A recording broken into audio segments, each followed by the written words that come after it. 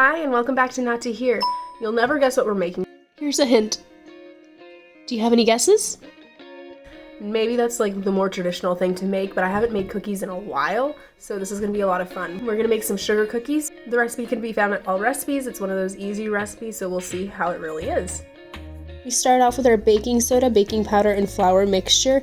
This is a big hint to you guys to be aware that this is going to cause your cookies to spread.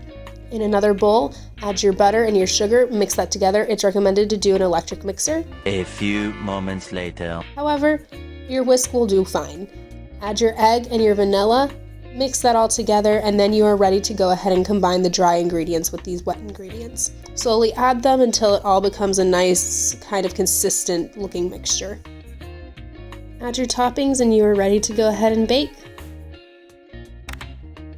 This recipe is pretty easy to make. I was taken aback because I only had 2 baking sheets. So if you only have 2 baking sheets, I would personally recommend you cycle them through, bake the first 2 sheets, and then use the remaining dough on the next baking cycle.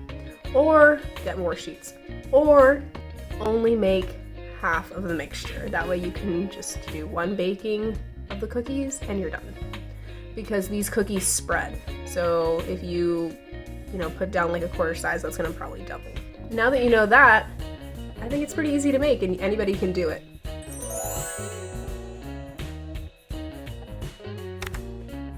May just be me, but I like sugar cookies, and as a picky eater, I don't think that I've ever met any picky eater that doesn't like sugar cookies.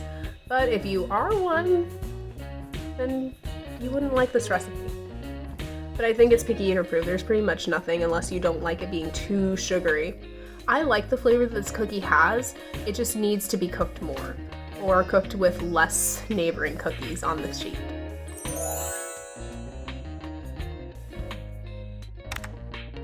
Like I said, I like the flavor of this cookie. I would definitely make and bake again because I want my firm sugar cookie that I can dunk in milk and not have it fall apart, or have it be like edible cookie.